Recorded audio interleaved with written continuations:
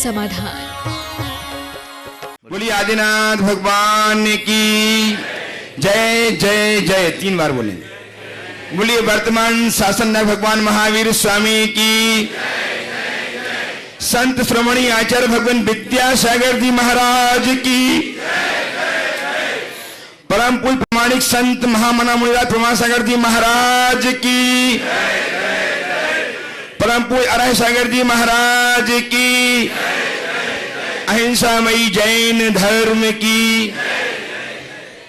बाबाजनों, आज हमारे आराध्य गुरुदेव आचार्य भगवान विद्यासागर जी महाराज के परम प्रभावक शिष्य महामना मुनिराज प्रमासागर जी महाराज गुरु भाई अरह सागर जी के साथ पद विहार करते हुए भोपाल नगर की ओर उन्मुख हैं।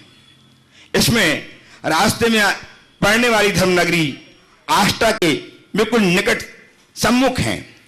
आष्टा नगर जो धर्मनगरी के नाम से जाना जाता है, जहां प्रति वर्ष चातुर्मास हुआ करते हैं, ऐसी है आष्टा नगरी में गुरुदेव कल सुबह 8 बजे गुरुदेव का मंगल प्रवेश, 8:30 बजे मंगल प्रवेश होगा और साथ ही पहुंचते ही लाइव प्रवचन भी कल आष्टा से प्रारंभ हो जाएगा। पूरी दुनिया के लोग जो संकट समाधान देख रहे हैं, जिन्हें संकट समाधान देखते हुए फिर से देखते हुए तीसरा दिन है, 16, 17, 18, आज 18 तारीख है।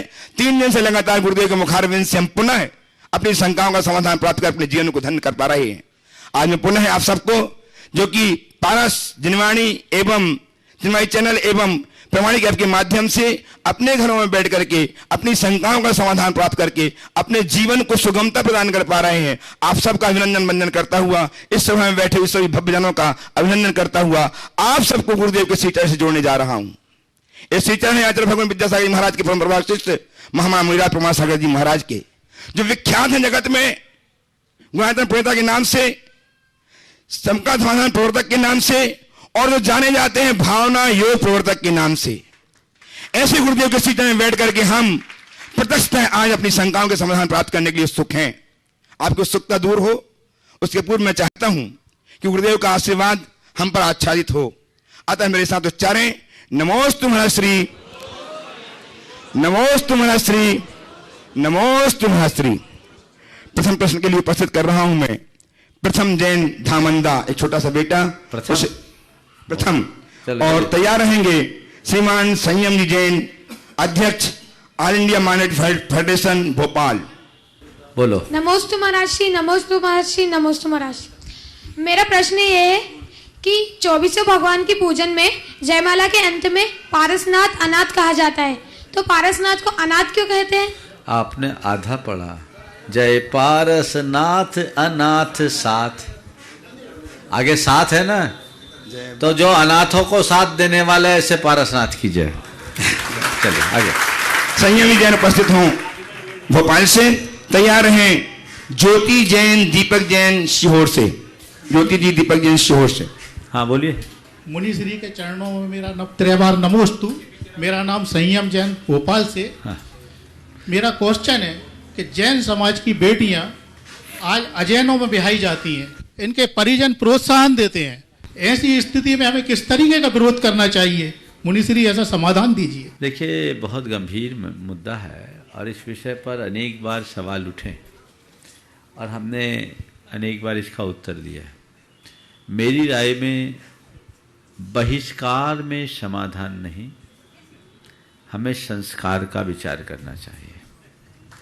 ये परिस्थितियां निर्मित हो क्यों रही है? संस्कारों के क्षरण के कारण।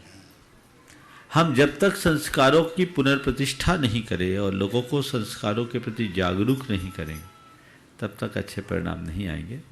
इसलिए मैं इस विषय में क्या कहूँ, आप कितनों का विरोध कीजिएगा, सवाल है इस परिपाटी को रोकने का। हम ऐसे संस्कार दें बेटों और बेटियों को कि उनमें भटकाव आए ही नहीं, क्योंकि वे ऐसा निर्णय लेते हैं पर जिंदगी भर रोते हैं। तो हम उनके सुदीर्घ उज्जवल भविष्य के लिए उनकी नींव को मजबूत करने की चेष्टा करें। उपस्थित हो श्रीमती ज्योति जी दीपक जी जैन सीहोर से। तैयार हैं श्री कैलाश जी सिंघई, अध्यक्ष पिपलानी जन मंदिर भोपाल। महाराज महाराज श्री के चरणों में बार बार नमन नमोस्तु नमोस्तु। महाराज श्री, मेरा प्रश्न है, रास्ते में गति की सीमा है, बैंक में पैसे की सीमा है, परीक्षा में समय की सीमा है, परंतु सोच की कोई सीमा नहीं है। ऐसा क्यों? इसके लिए हम क्या करें? बहुत अच्छी बात बोल रहे हैं। रास्ते में गति की सीमा, परीक्षा में समय की सीमा, हर कार्य में सीमा है, लेकिन मनुष्य की सोच की कोई सीमा नहीं है। इसके लिए हम क्या करें? काश मनुष्य अपने सोच की इस असीमिता को पहचान ले तो हर सीमा को पार करने की सामर्थ्य प्राप्त कर सकता है। हाँ। आइए श्रीमान कैलाशी सिंह साहब अध्यक्ष भोपाल, और तैयार हैं श्री विनोदी जैन कनक आष्टा से। समस्त पिपलानी समाज की ओर से गुरुदेव की चरणों में निवेदन है और मेरा आग्रह है, पिपलानी जरूर पधारे महाराज जी। हाँ। और सवाल करो, सवाल।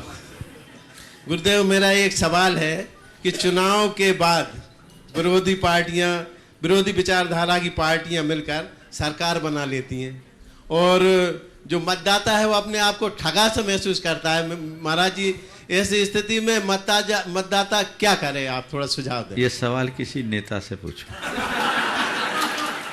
है ना? ये मेरे मंच के अनुकूल नहीं है। ये भारत है। अब भारत के संविधान में ये व्यवस्थाएं हैं और लोग उसका इस रूप में फायदा उठा रहे हैं। समझ गए?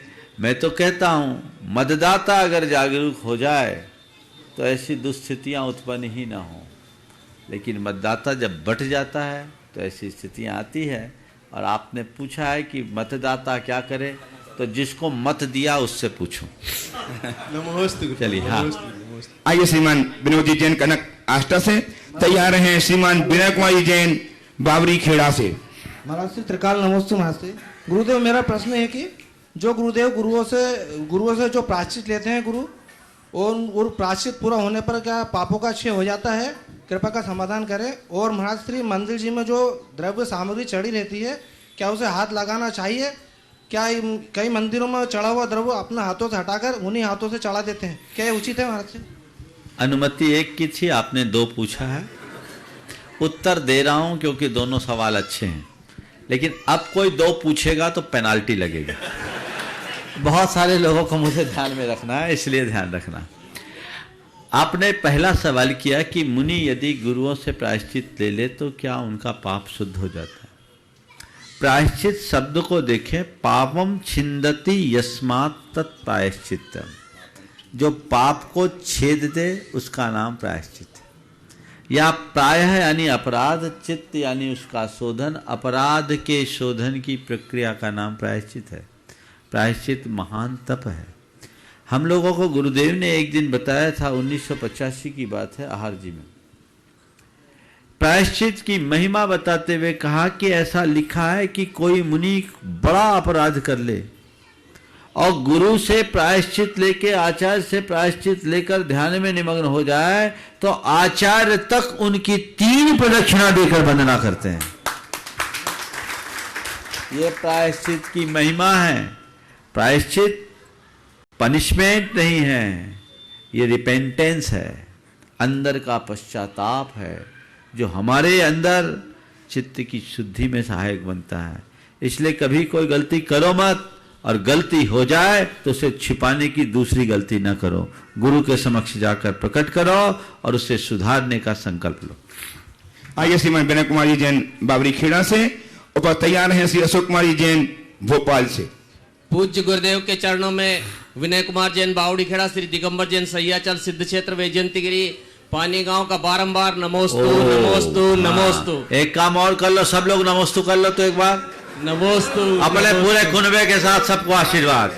अब सीधे सीधे सवाल करना, टाइम बचाना। हाँ बोलो जल्दी। हे गुरुवर, मेरा प्रश्न है कि कोई शिष्य गुरु संघ से किसी कारण से अलग हो जावे तो मिलन कैसे संभव हो? कृपा करके समाधान करें। ये तुम्हारा विषय नहीं, ये जिनका विषय है उनको देखो। तुम तो भावना नहीं, भावना भा रहे हैं। बिल्कुल, जिनका विषय है उनसे पूछो। आगे चलो। हाँ। नमोस्तु गुरुवर। अशोक कुमार जी उपस्थित हो भोपाल से। तैयार हैं श्रीमान अरविंद जी सुपारी भोपाल। नमोस्तु महाराज जी। कल जो है शिखर जी यात्रा के लिए जा रहे हैं महाराज जी, 20 दिन के लिए। आचार्य श्री से 23 जुलाई 2019 में 2 प्रतिमा ग्रहण कर ली हैं, तो यात्रा से पूर्व जो है सामयिक करके जा सकते हैं क्या? आचार्य महाराज कहते हैं ट्रेन की सामयिक नहीं मानी जाती, तो यात्रा में जितनी सामायिक छूट है घर आके उतनी उत्कृष्ट नहीं, यात्रा में सामायिक नहीं महाराज जी, शिखर जी भी यात्रा में। हाँ कर सकते हैं, चलिए 2 बजे आप। हाँ चलिए आगे। अरविंद सुपारी भोपाल से उपस्थित हो। तैयार हैं श्रीमान प्रकाश जैन सुपारी भोपाल। ये सुपारी परम पूज महाराज श्री की जय हो। महाराज जी लेकिन मैं तो थोड़ा सा बोलूंगा, उधर देख के बोल। हाँ, क्योंकि भोपाल नगर में परम पूज महाराज श्री के सानिध्य में ऐसे ऐसे कीर्तिमान हुए थे जो वो स्थापित करके गए हैं तो वो उन्हें देखने तक नहीं आए। आज परम पूज आचार्य श्री की महान कृपा हम सब लोगों के ऊपर रही है। हम हमेशा निवेदन करते थे परम पूज गुरुदेव से कि हमें प्रमाण सागर जी, समता सागर जी का सानिध्य मिले। परम पूज प्रमाण सागर जी जब मध्य प्रदेश की सीमा पर आए थे तब हंस के उन्होंने आशीर्वाद दिया था। जब गुरुदेव ने मध्य प्रदेश में बुला लिया है तो ये वाली इच्छा भी तुम लोगों की पूर्ण होगी। हम पूज गुरुदेव को कोटि कोटि नमन करते हैं कि उन्होंने हम पूरे भोपाल वासियों की इच्छा को पूर्ण किया है, क्योंकि परम पूज गुरुदेव के सानिध्य में भोपाल के अंदर इतना बड़ा शिखर निर्माण का कार्य शुरू हुआ था कि जो कि गुरुदेव की इच्छा थी कि इतना छोटा सा शिखर, चौक मंदिर इतना विशाल, वो बिल्कुल जामा मस्जिद की बिल्कुल बराबरी पर इतना ऐसा लगे कि वास्तव में जैन समाज का कोई शिखर है। पूज गुरुदेव का ऐसा आशीर्वाद और ऐसा चमत्कार हुआ कि वहां पे ऐसी भव्य चौबीसी बनी। हाँ सवाल तो कर लो।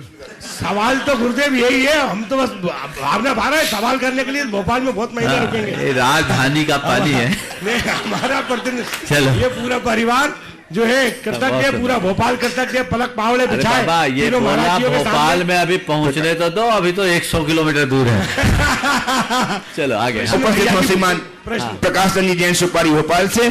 तैयार हैं ब्रह्मचारी भैया दिलीप डी विदिशा से। नमोस्तु महाराज जी, नमोस्तु महाराज जी, नमोस्तु महाराज जी। मेरा क्वेश्चन ये है कि रावण ने राजा शनि के साथ शिखर जी की वंदना क्यों नहीं की? रावण ने समेत शिखर की रावण और राजा शनि वंदना क्यों नहीं की? देखिए हमारे यहाँ कहा जाता है एक बार बंदे जो कोई ताहे नरक पशुगति नहीं हुई। रावण ने नरकायु का बंध कर लिया था और रावण का एक प्रसंग पद्म पुराण में आता है। रावण समेत शिखर गया और वहां अपने सैन्य शिविर के साथ वहां के एक स्थंदिल पर्वत पर अपना डेरा जमाया और वहां वंदना का उसका कार्यक्रम होगा तो एक हाथी बिदकता हुआ मिला। पहले उस हाथी को बस में करने में लग गया। वही रावण का गजरत्न बना जिसका नाम था त्रिलोक मंडन। उसे समेत शिखर में मिला था वो हाथी।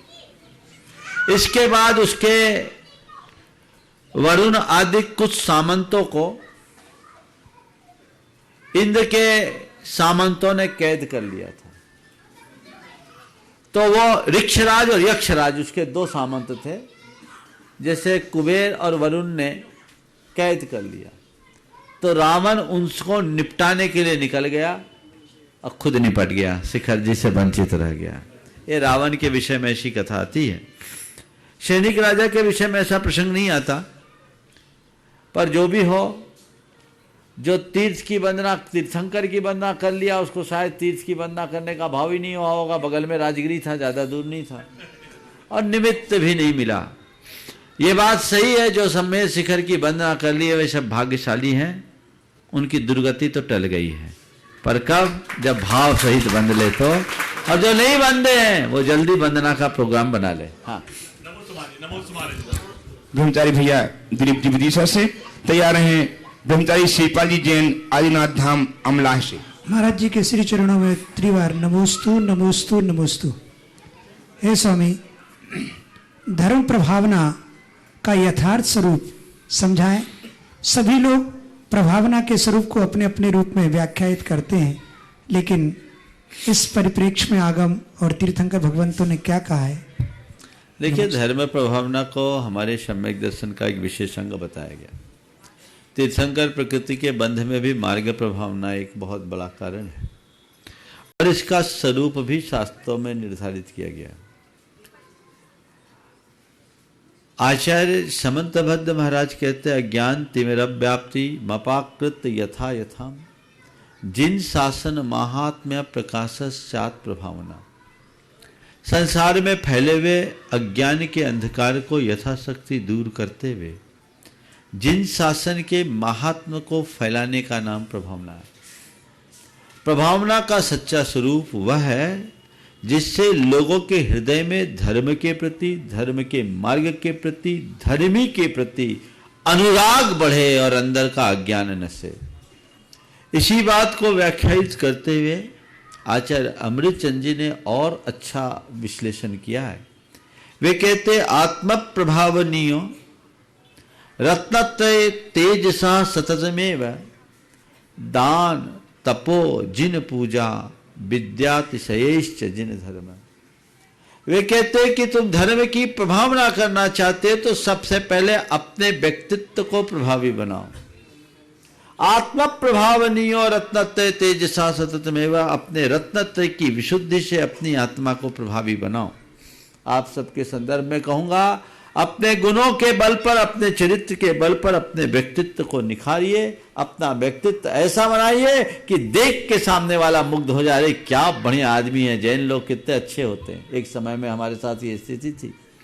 फिर इसके साथ दान के द्वारा, तपस्या के द्वारा, बड़ी बड़ी पूजा अर्चा आदि विधान अनुष्ठान आदि के द्वारा और अपने ज्ञान के अतिशय से जैन धर्म की जैसे बने प्रभावना करे। बहुत विस्तृत उत्तर दिया जा सकता है, पर मैं ऐसा करूंगा तो बहुतों को तकलीफ होगी, इसलिए सार में ही विस्तार समझे। आइए भैया ब्रह्मचारी श्रीपाल जी जैन आदिनाथ धाम अमलाज से तैयार हैं, श्रीमन निर्मल जैन आष्टा से। मुनिद्वय के चरणों में नमोस्तु।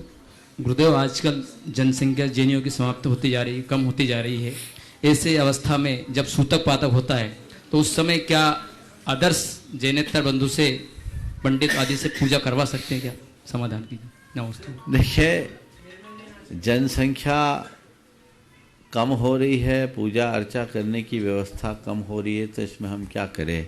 अभी मेरी गुरुदेव से इस विषय में काफ़ी विस्तार से चर्चा हुई और गुरुदेव ने एक बात कही कि अगर आचार विचार में अनुकूल कोई व्यक्ति बनता है तो हमें उसे जैनत्व के साथ जोड़कर आगे बढ़ाने की कोशिश करनी चाहिए, तभी हम अपने जिन शासन के सुदीर्घ भविष्य को सुरक्षित कर पाएंगे, और कोई रास्ता नहीं। नमस्कार।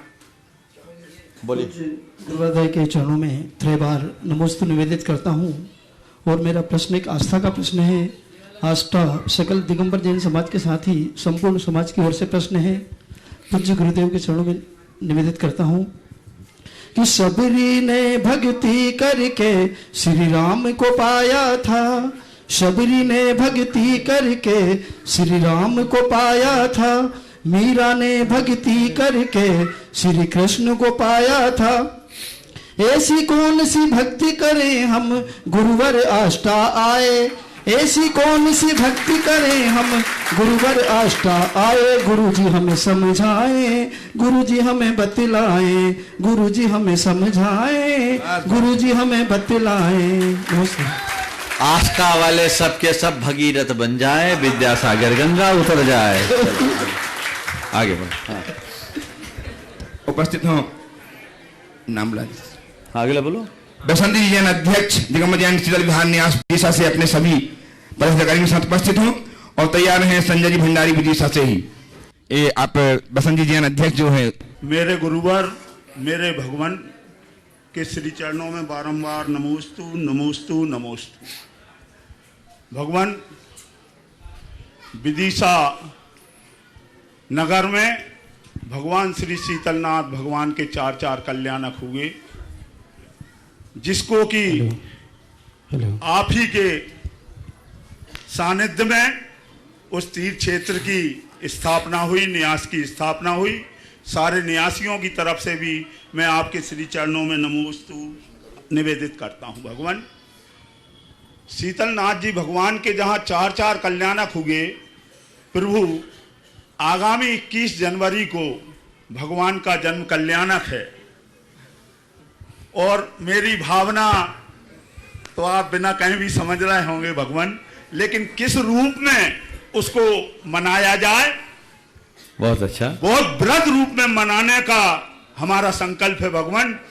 आपके श्री चरणों की छाया में देखिए, बहुत अच्छी बात कही है। ये बात बिल्कुल सुस्पष्ट है और ये पूरे मध्य भारत के लोगों का बड़ा सौभाग्य है कि पूरे भारतवर्ष में इकलौती धरा है भद्दिलपुर, जहाँ शीतलनाथ भगवान के 4 कल्याणक हुए। बाकी सारे कल्याणक उत्तर प्रदेश और बिहार में हैं, झारखंड में हैं। तीर्थंकरों के कल्याणक अगर हुए तो केवल शीतलनाथ भगवान के, और इसके पुष्ट प्रमाण हैं। मैंने पहले भी इस विषय में अनेक बार बोला है, और मैं इसलिए इसे दृढ़ता से बोलता हूँ क्योंकि इसमें मेरे स्वयं का शोध है। और गुरुदेव की कृपा से शीतलनाथ भगवान की जन्मस्थली के रूप में, शीतल धाम के रूप में, वो एक बहुत सुगम तीर्थ वहाँ विकसित होने जा रहा है। भव्य समोसरण की संरचना वहाँ हो रही है। मुझे बड़ी प्रसन्नता है कि आप लोग शीतलनाथ भगवान की जयंती मनाने का मन बनाकर यहाँ आए हैं। अभी तक तो शीतलाष्टमी आप लोग मनाते थे, चलो देर से ही सही, कम से कम जन्म की तरफ ध्यान तो गया है। खूब धूमधाम से आप शीतलनाथ भगवान की जयंती मनाइए, और उसमें ऐसा स्वरूप बनाइए ताकि देश को संदेश मिल सके कि भगवान शीतलनाथ की वास्तविक जन्मभूमि, जिसे पुराने समय में भद्दिलपुर कहा जाता था, वो आज की विदिशा या भेलसा है। ये आपको बनाना चाहिए, उसका अच्छा स्वरूप बनाइए। जहाँ तक हमारा सवाल है, अभी मुझे खुद पता नहीं हमें कहाँ जाना है। आपका भाग्य होगा तो योग हो जाएगा, लेकिन हमारा जाना न जाना अपनी जगह है।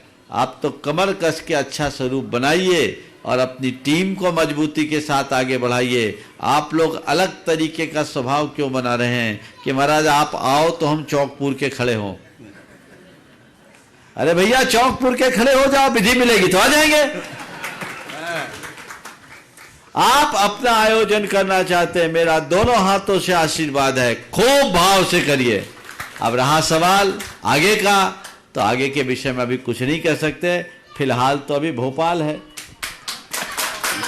और भोपाल के ताल का पानी सबको पता है। अब वहाँ क्या होता है, हालांकि अभी भोपाल पहुंचे नहीं है, पहुंचने की बात है, उसके पहले आष्टा है, और सबकी अपनी अपनी भावनाएं हैं। बहुत अच्छी बात, 20 वर्षों के बाद पुनः इस क्षेत्र में विचरण हो रहा है, और मुझे बड़ी प्रसन्नता है कि आप लोगों का वही उत्साह बल्कि पहले से और वर्धित उत्साह परिलक्षित हो रहा है। यह उत्साह बना के रखिए और अपने जीवन की गति ठीक कीजिए। संजय जी भंडारी विदिशा से ही, और तैयार हैं श्रीमती ऋतु प्रतीक जैन भोपाल से। पूज्य मुनिवर द्वय को त्रिवार नमोस्तु। महाराज जी, मेरा प्रश्न ये है कि धर्म क्षेत्र के निर्माण में, मंदिर आदि के निर्माण में जो कमेटी, जो पदाधिकारी रहते हैं, उनके द्वारा किसी प्रकार के से धन का दुरुपयोग या उसके अपव्यय को अनदेखा किया जाता है, उनके किस प्रकार का बंद होता है, कृपया ये बताने का। देखिए, कई बार जिसे हम धन का दुरुपयोग कर रहे हैं, हमें उसे थोड़ा गहराई से देखना चाहिए। मेरा अनुभव ये बताता है, बड़े कार्य बड़ी सोच से ही संपन्न होते हैं। कई बार जिसे लोग दुरुपयोग कहते हैं, मेरी नज़र में वो सदुपयोग होता है। 2 तरह के लोग मुझे दिखते हैं। कुछ लोग बड़े बारीक होते हैं, वो पैसा पकड़ करके बैठते हैं। उनके लिए कहावत है, चवन्नी खोजने में अठन्नी का तेल जलाने वाले। लेकिन मैंने भिंडर में एक बात कही थी, भिंडर वाले बैठे हैं अभी, कि तुम लोग चवन्नी खोजने में अठन्नी का तेल जलाते हो, और मैं चवन्नी का काम अठन्नी में कराकर रुपया बचाने की कला बताता हूं। ऐसी बात पसंद करता हूं। संयोगतः है, मैं ये बात बोल ही रहा था, उसी समय अशोक जी पाटनी आ गए उसी सभा में, और उन्होंने कहा महाराज आज मैं ऐसा करके आया हूं। लेकिन क्या हुआ, देखिए क्या होता है मैनेजमेंट, और हमें सोच बड़ी रखनी चाहिए। मैं आपके माध्यम से सारे देश के लोगों को ये संदेश देना चाहता हूं, अपव्यय कहीं नहीं होना चाहिए, लेकिन कहीं कहीं हम जिसे अपव्यय मान रहे हैं वो अपव्यय है या सद्व्यय, इसका हमें परीक्षण करना चाहिए। उन्होंने घटना सुनाई कि महाराज हमारा वंडर सीमेंट का 3रे प्लांट का एक्सटेंशन हो रहा था। हमारी बोर्ड बैठी हमारा जो दूसरा कॉन्ट्रैक्टर था वो 26 करोड़ में काम कर रहा था और हमने L&T को 37 करोड़ में काम दिया। 10 करोड़ 11 करोड़ ज्यादा, 26 करोड़ का काम 37 करोड़ में। आप सब सोचोगे क्या हो गया अशोक जी को, आप बोल सकते हो। जो बात है वो समझो क्या होता है मैनेजमेंट। बोले 37 करोड़ में दिया। सबने बोला क्यों दे रहे हैं, ये भी तो उन्हीं से कराएगा, L&T वाला पेटी कॉन्ट्रैक्ट देगा। उन्होंने कहा ये बताओ जिनको हम काम दे रहे हैं उनके पास ऐसे इंजीनियर है, ऐसी मशीन है। बोले अरेंज कर लेगा। बोले 3 महीना लगेगा। बोले हाँ कम से कम 3 महीना तो लगेगा। बोले 700 करोड़ बैंक का लोन है और हमारा प्रोजेक्ट अगर 3 महीना लेट हो गया तो 7 या 21 करोड़ का तो ब्याज जाएगा। और जो 3 महीना लेट करेगा कि 6 महीना लेट करेगा कोई पता नहीं, ये टाइम पर तो देगा। इसलिए मैं कहता हूं 37 करोड़ सही, काम उसी को दो। इसलिए मैं आप सबसे कहता हूं सामाजिक कार्यों में जिसे आप अपव्यय कहते हैं थोड़ा बड़े फलक पर सोचिए। प्राय लोग ऐसा देखते हैं, मैं उन चीजों को पसंद नहीं करता। मेरी सोच एकदम पूरी तरह से कारपोरेट मैनेजमेंट के साथ जुड़ी हुई। अब बड़ी सोच लीजिएगा तभी आप बड़ा फल पाएंगे। कई बार तात्कालिक रूप से आपको लगता है कि अपव्यय है, लेकिन उसका अंतिम परिणाम आपको अच्छे रूप में दिखता है। हाँ, लेकिन इसके साथ कुछ लोग जो बिल्कुल विचार किए बिना यदवा तदवा अनाप शनाप तरीके से दुरुपयोग करते हैं, वे महान पाप के भागी हैं। क्योंकि आपका एक एक पैसा दान का पैसा है, उसका सद्व्यय होना चाहिए। आइए श्रीमती ऋतु जी जैन, प्रतीक जैन भोपाल से, और तैयार हैं ऐसे अच्छे ध्यान नुगरी भिंगर से श्री मंदिर निर्माण कमेटी से डॉक्टर महावीर जी लिखमावत, चेतन प्रकाश जी उपाध्यक्ष, सुरेंद्रमल जी लिखमावत, राजमल जी पचौरी, चेतन जी फांदोत, ये सब अपने स्थान में खड़े होकर के नमन अर्पित करते हुए अपना प्रश्न प्रस्तुत करके समाधान प्राप्त करेंगे। मंचासीन दोनों महाराज श्री को त्रय बार मेरा नमोस्तु है, नमोस्तु है, नमोस्तु है। महाराज श्री, मैंने ये देखा है कि जहाँ बड़ी समाज होती है उन मंदिरों में जब भगवान की पूजन के लिए हम जो धुले द्रव से पूजा करते हैं वो द्रव सारा इकट्ठा होता है निर्माल्य के रूप में। उन द्रव में जब वो माली बोरी में उस पूरे द्रव को भर देता है, उस द्रव में बहुत सारे जीव, असंख्यात जीव की उत्पत्ति हो जाती है। तो महाराज जी, विकल्प ये उत्पन्न होता है कि हम पूजा करके वो जीवों की हिंसा का पाप अर्जन करके आए हैं या श्री जी की पूजा करके? बहुत अच्छा सवाल। एक भाई ने जो और सवाल किया था उनका दूसरा सवाल छूट गया था। आपके सवाल के साथ उसे भी जोड़ देते हैं कि पूजा करते समय द्रव्य को हटाते हैं और उसी से द्रव्य छू देते हैं। तो कभी भी आप चढ़े हुए द्रव्य को हटाए तो हाथ धोए बिना न छुए, क्योंकि वो निर्माल है। और आपने कहा बोरियों में भर करके माली रखता है, ये परंपरा ही गलत है। मैंने अनेक बार बोला कि पूजा की द्रव्य सामग्री पर पशु पक्षियों का अधिकार है, माली का नहीं।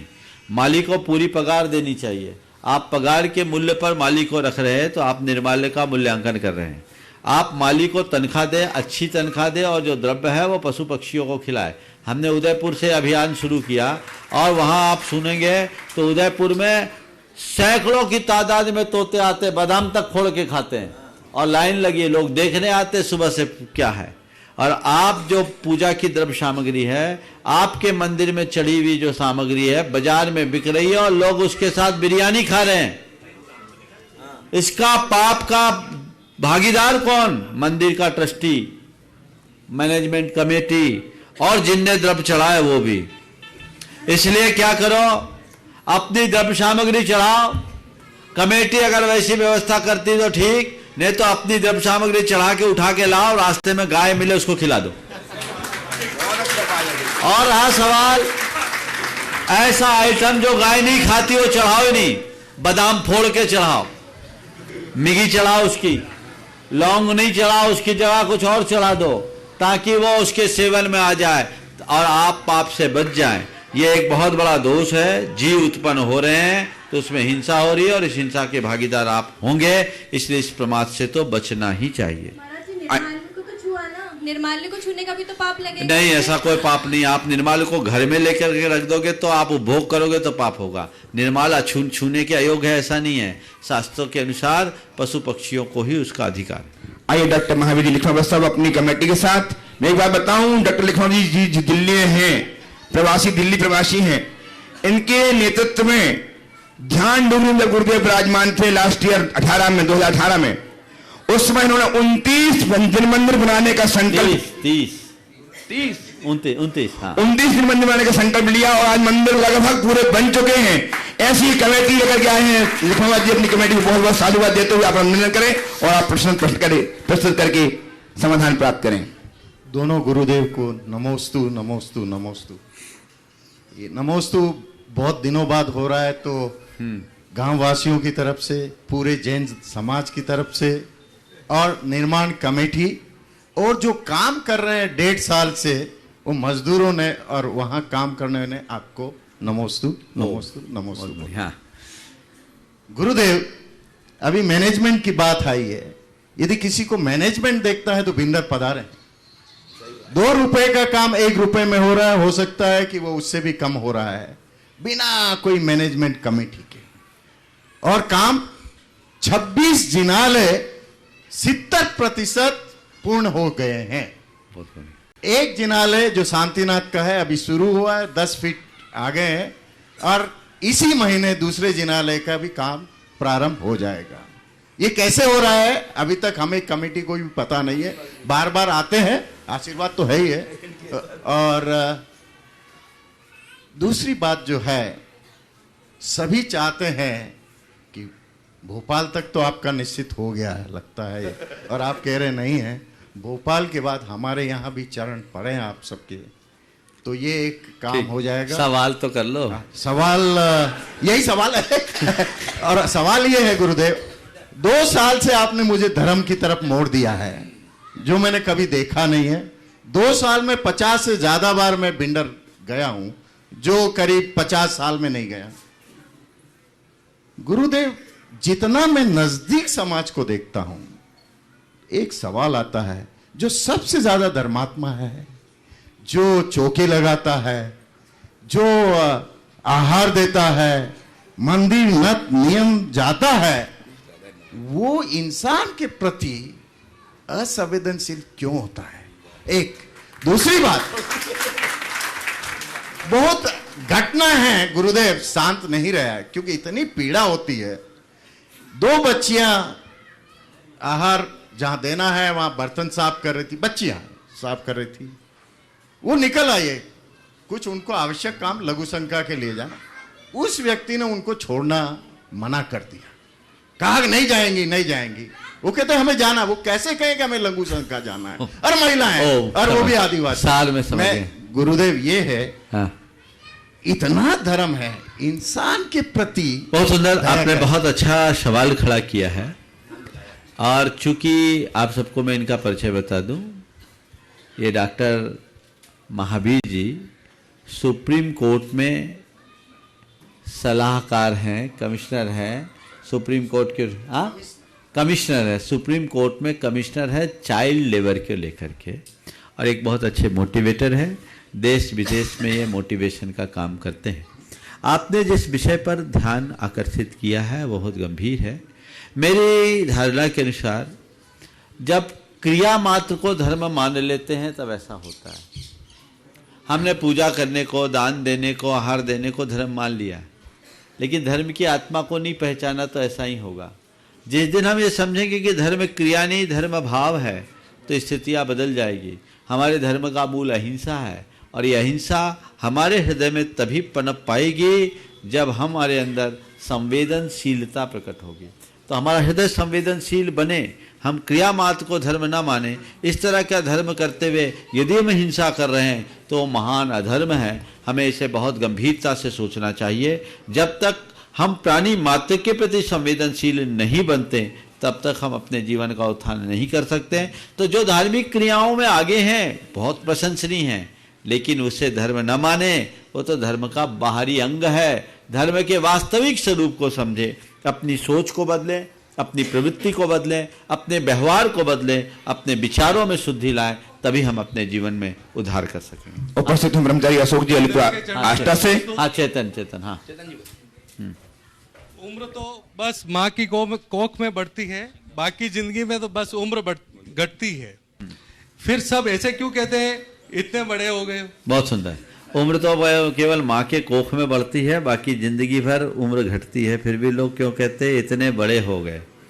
देखो, संस्कृत भाषा के अनुसार जीवन शब्द ज्या धातु से बना, और ज्या धातु के लिए बोला ज्या वयो हानो, अर्थात उम्र के घटने का नाम ही जिंदगी है। अब पल पल हम जिसे जीवन मान रहे हैं वो घट रहा है। लोग वर्षगांठ मनाते हैं, गांठ से 1 वर्ष गंवाते हैं, फिर भी वर्षगांठ मनाते हैं। तो ये एक लौकिक परिपाटी है। हम जितने जितने बढ़ रहे हैं अपने जीवन को सुधारने का प्रयास करना चाहिए। एक सूत्र देता हूं, वर्ष नहीं उत्कर्ष देखो।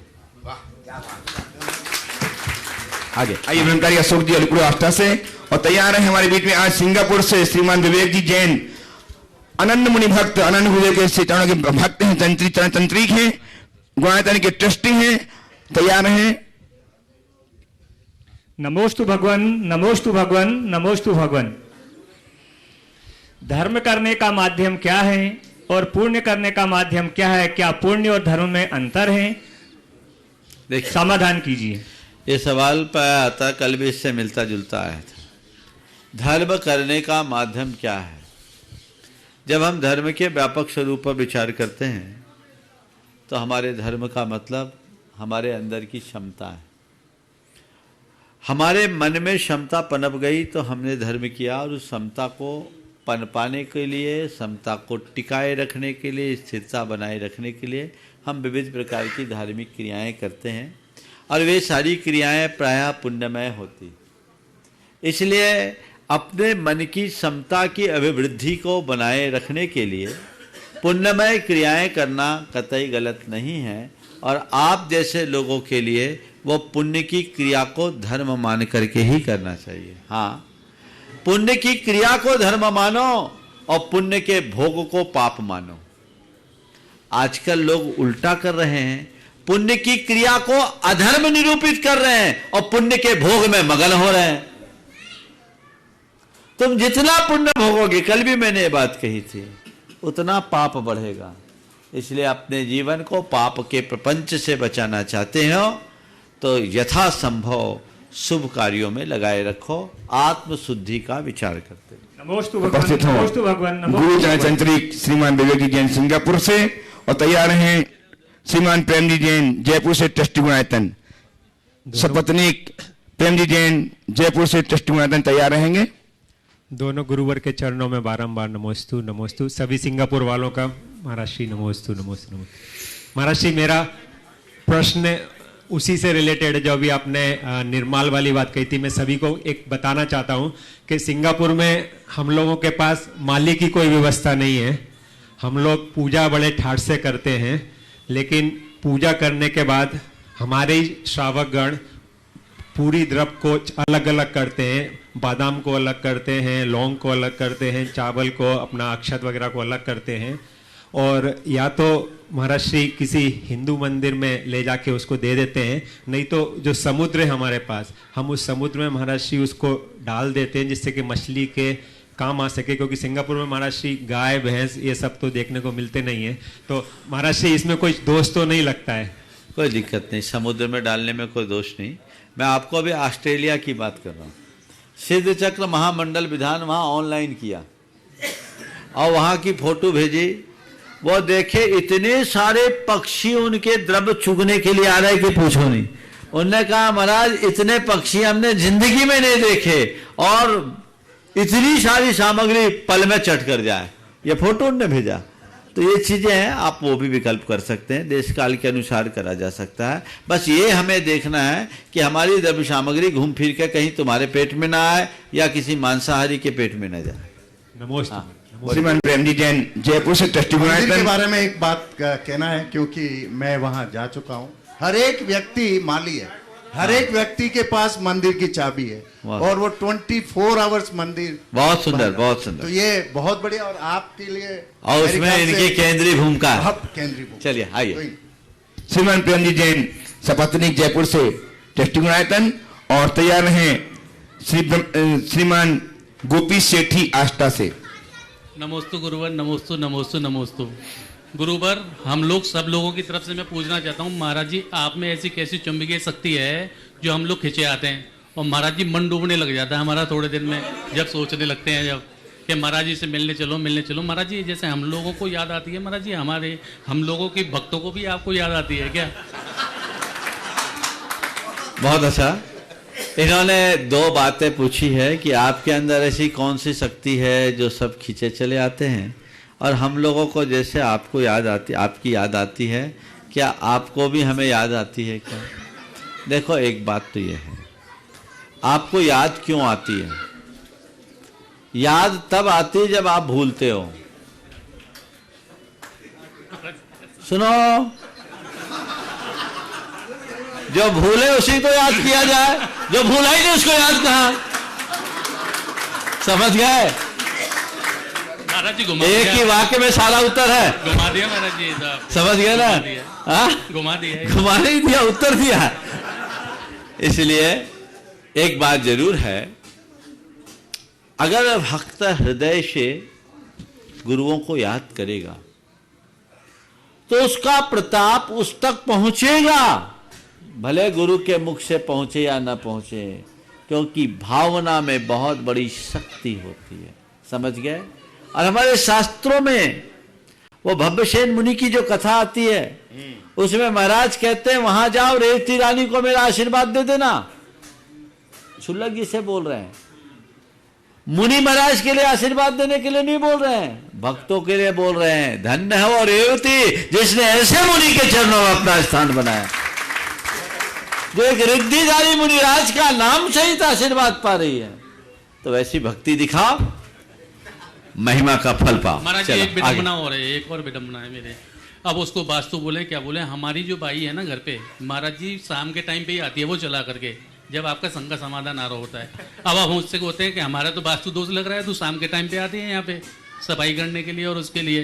तो महाराज जी अब हमारा दोष लग रहा है और वो पुण्य कमा रही है, समझ में नहीं आ रहा क्या करना चाहिए।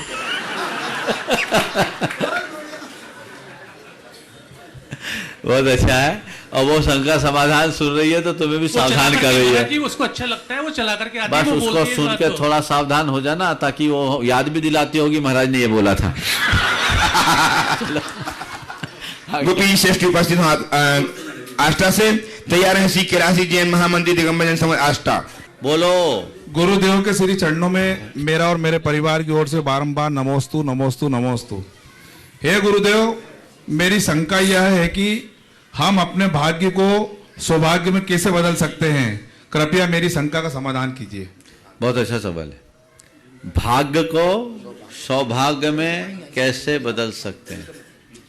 किसी ने सोने का हार पाया, यह उसका भाग्य है। ध्यान से सुनना, सोने का हार पाना भाग्य है और उसे गले में पहन लेना सौभाग्य। बात समझ में आ रही है? हार पाना भाग, पहन लेना सौभाग्य। तुमने जीवन में जो भी धन संपत्ति और संसाधन पाए, ये तुम्हारा भाग्य है। इसका सद प्रयोग करना तुम्हारा सौभाग्य है। प्रयोग करना सीखो। आइए श्रीमान कैलाशी जैन महामंदिर आष्टा जैन समाज तैयार है श्रीमती खुशी जी कासलीवाल। गुरुदेव नमोस्तु। आष्टा दिगंबर जैन समाज का महामंत्री होने के नाते आष्टा दिगंबर जैन समाज का, मेरे परिवार का एवं मेरा तिरबार नमोस्तु। महाराज जी, हम 5 भाई हैं। सबसे बड़े भ्राता जो मेरे साइड में यहाँ पे उपस्थित हैं, वो मोक्ष मार्ग के ऊपर अग्रसर है। वो मोक्ष मार्ग पर और आगे बढ़े, इसमें मेरी एवं मेरे परिवार की क्या भूमिका हो सकती है? महाराज जी, मेरा शंका का समाधान करें। भाई आपके मोक्ष मार्ग में अग्रसर क्योंकि है। वर्तमान में 7 प्रतिमा धारण बहुत सुंदर, और वो आगे बढ़े आपकी भावना है। मैं बहुत इसे प्रशस्त भावना के रूप में लेता हूँ। अब उनके आगे बढ़ने के पीछे 2 मूल कारण होंगे। एक तो उनका अपना पुरुषार्थ और दूसरा उनके अंदर का पुण्य। वो क्षोभसम बढ़े, गुरु कृपा पाए, और आपको ये चाहिए कि जब तक वो आगे नहीं भी बढ़ पा रहे हैं तब तक आप उनको अनुकूलता प्रदान करें। नमोस्तु गुरुदेव, नमोस्तु। उपस्थित श्रीमती खुशी जी कासलीवाल और तैयार हैं श्री बीरू जी जैन ट्रस्टी गुणायतन मालथौन से। हे गुरुवर, आपके चरणों में त्रय बार नमोस्तु। मेरा सवाल है, नेताओं की अपरिपक्वता, छात्राओं व युवाओं के अनसोचे आक्रोश व घरेलू हिंसा के प्रभाव के बारे में मुनिश्री राष्ट्र को क्या संदेश देना चाहेंगे?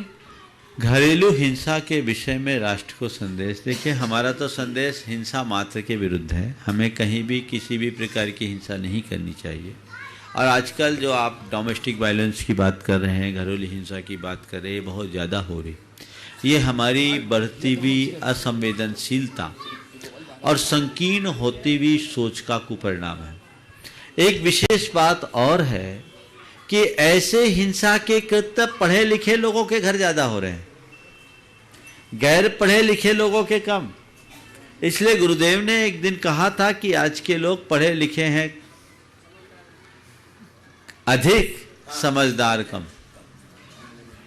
ये समझदारी अपने भीतर आए, हमारे अंदर संवेदनशीलता हो, हम इस हिंसा मात्र से बचे, कानून के डर से नहीं, मानवता की दृष्टि से, धर्म की दृष्टि से, तब हम अपने जीवन का उद्धार कर पाएंगे। हम पूजा पाठ आदि तो खूब करते हैं और इन जगह अपने अंदर क्रूरताओं को पनपाते हैं, तो ये बहुत बड़ा दुष्कृत्य है जो हमारे भाव भ्रमण का मूल कारण है। आइए श्रीमान बीरू जी जैन, ट्रस्टी गुणायतन मालथौन से वीरेंद्र कुमार जी जैन। हाँ। और तैयार हैं डॉक्टर छावड़ा जी पीपलगंज से। बोलिए परम पूज्य 108 काला पीपल डॉक्टर छावड़ा जी। मुनि प्रमाण सागर जी महाराज की जय। मुनि श्री के चरणों में बारंबार नमोस्तु। महाराज श्री, मेरा जो सवाल है वो डॉक्टर साहब से मिलता जुलता ही है। बोलो। हाँ, भूमिका नहीं। गुरुदेव, मंदिरों में श्रावक साविका, हाँ बोलो। हाँ, श्रावक साविका पाठ, पूजा पाठ, अभिषेक के लिए जाते हैं, लेकिन कुछ श्रावक ग्रस्त जीवन की कथा कहानी के साथ साथ लड़ाई झगड़ा विवाद और अमर्यादित शब्दों का इस्तेमाल कर पता नहीं आजकल किस ओर जा रहे हैं और किस ओर धर्म के लिए ले जा रहे हैं। वही मिलता जुलता क्वेश्चन था गुरुदेव हमारा। बिल्कुल, बहन जी ने भी लगभग ऐसी ही बातें की। ये हमें समझना चाहिए कि हम कर क्या रहे हैं, पूजा कर रहे हैं, क्यों कर रहे हैं, ये तो सोचो। ये एक प्रकार की असाधना और विकथा है जो महान दोषकारी है, हमें इनसे बचना चाहिए। आइए डॉक्टर छावड़ा जी करारा पीपल से, और तैयार रहे श्रीमान मनोज जी जैन। मुनि श्री के चरणों में बार बार तीन नमोस्तु। मुनि श्री काला पीपल से राकेश छाबड़ा। हमारा प्रश्न है कि हमारे ऐसा कौन सा पुण्य उदय था जो हमको मुनि श्री का चतुर्मास पहले कभी नहीं मिला, अब अरे सागर जी का चतुर्मास मिला, इसका क्या समाधान? देखिए, आपका कौन सा पुण्य था कि हमें अरह सागर जी का चातुर्मास मिला? मुझे बड़ी प्रसन्नता है कि इस बार अरह सागर जी का चातुर्मास काला पीपल में हुआ, और मैंने सुना है काला पीपल पूरा धोला हो गया है ना? सही है ना? सही है। बिल्कुल। तो अब आपने ये बोला है, बहुत अच्छा है, बहुत अच्छी प्रभावना हुई महाराज श्री के माध्यम से, ये आप सबका सौभाग्य है। तो किस पुण्य के उदय से चतुर्मास मिला, ये सवाल मत करो।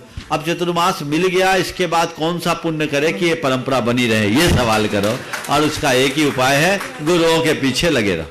आइए मनोदीपुर आष्टा से तैयार हैं नमस्ते। दिल्ली से मधु जी जैन, यमुना विहार दिल्ली से।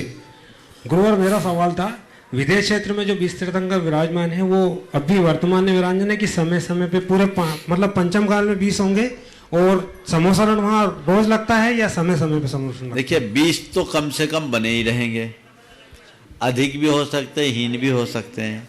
अब पंचम काल में 20 हैं, ये तीर्थंकर भगवंतों ने कहा, पर उन्होंने ये नहीं कहा कहीं कि पंचम काल के आखिरी तक 20 ही रहेंगे, 21वें नहीं होंगे। वहाँ अधिकतम 160 हो सकते हैं, 5 महाविद्य होंगे। समोसरण हाँ लगता है, कभी नहीं छूटता। हाँ बोलिए। उपस्थित हो श्रीमती मधु जी जैन, यमुना विहार दिल्ली से। तैयार हैं सुशील जी जैन, जावर आष्टा से। मुनि श्री को मेरा और मेरे परिवार और समस्त यमुना विहार जैन समाज का बारंबार नमोस्तु नमोस्तु नमोस्तु। महाराज श्री, ये प्रश्न मेरी बिटिया का है कि मंदिर में काले वस्त्र पहनकर क्यों नहीं आते, जबकि स्वयं भगवान ही काले वर्ण में हैं। देखिए, कई बार इसका उत्तर दिया, क्यों लोग इसका निषेध करते मुझे नहीं मालूम। मैं तो कहता हूँ काले वस्त्र पहनो या धोले, काला काम कभी मत करना। समझ में? चलिए अगला। हाँ नमस्ते महाराज श्री। सुशील जावर आष्टा से। तैयार हैं संध्या जी जैन, सीहोर से। नमस्ते महाराज श्री। नमस्ते महाराज श्री। नमस्ते महाराज श्री। जावर जैन समाज की तरफ से आपको नमस्ते महाराज श्री।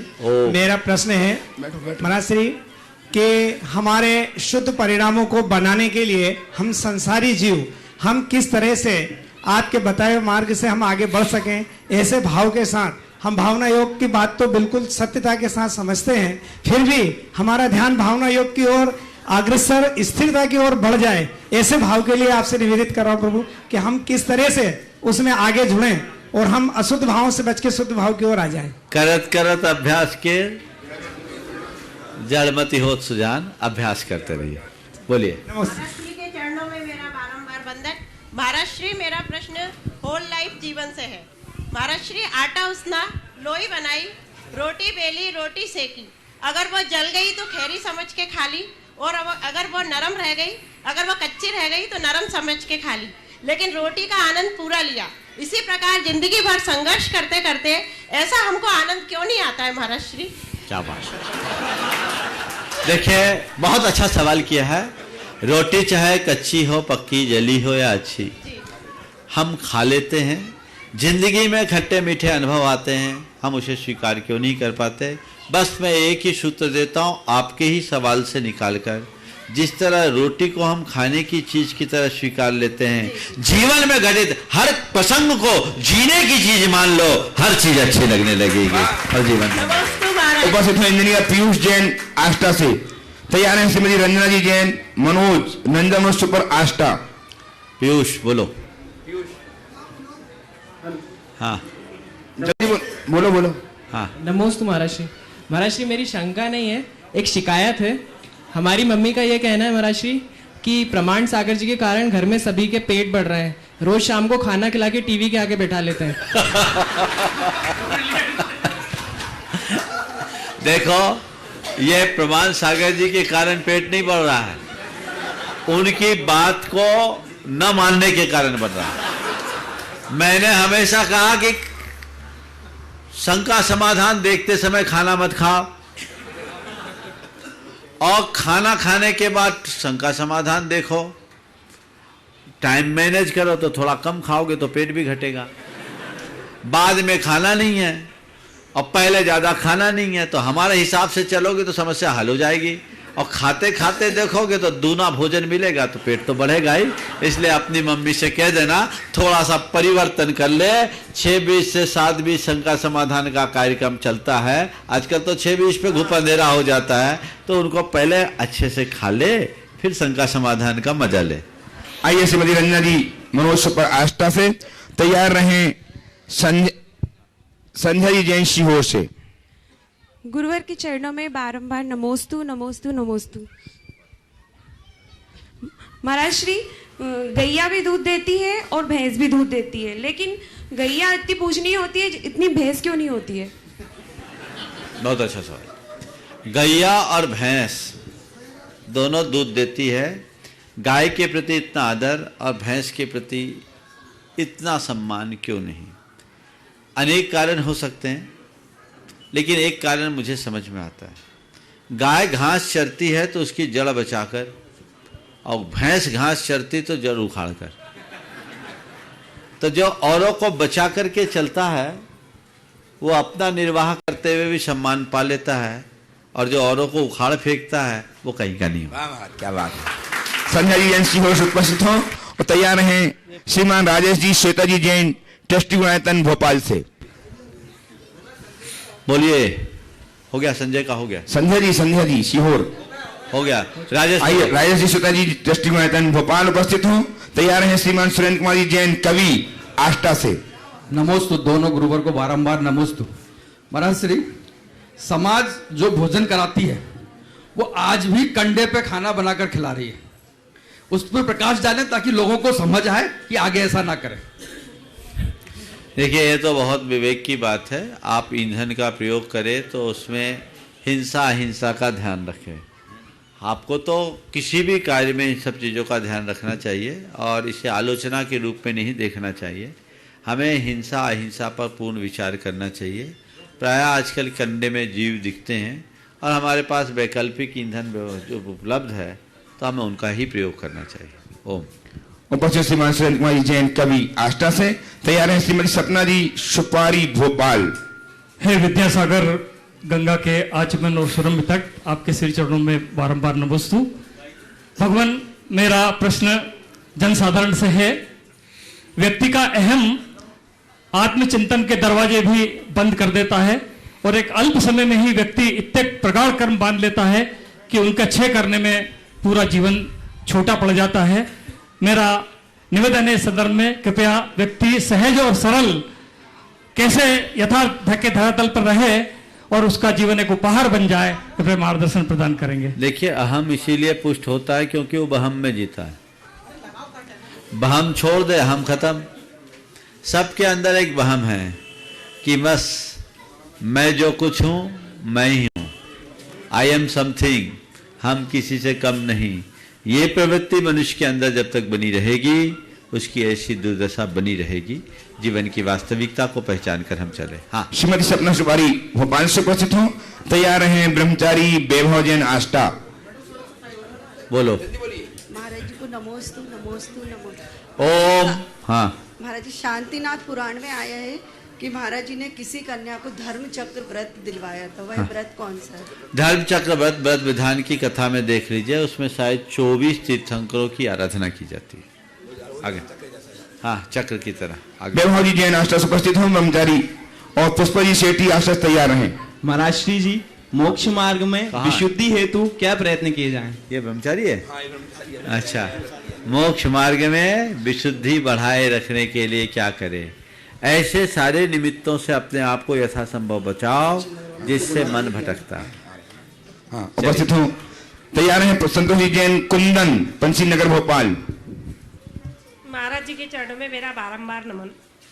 मिथ्या दृष्टि जीव जगह जगह अपना सर झुकाते हैं, कहने पर कहते हैं कि कब किसके काम आ जाए, काम पड़ जाए। उनसे उनकी ये सोच कैसे बदले? जब तक उनकी दृष्टि नहीं बदलेगी तब तक नहीं बदलेगी। जिनकी सोच ही उल्टी, उनके लिए हम क्या करें? हम कोशिश करें उनकी सोच बदले। ये उनके मन का भ्रम है, अज्ञान है।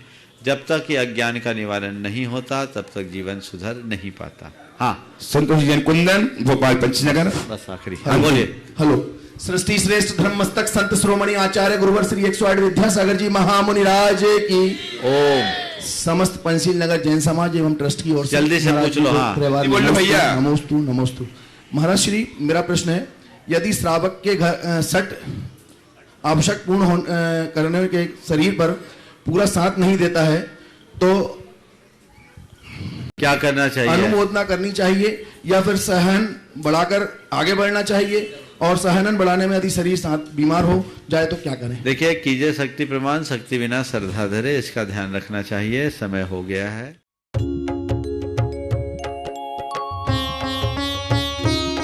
शंका समाधान।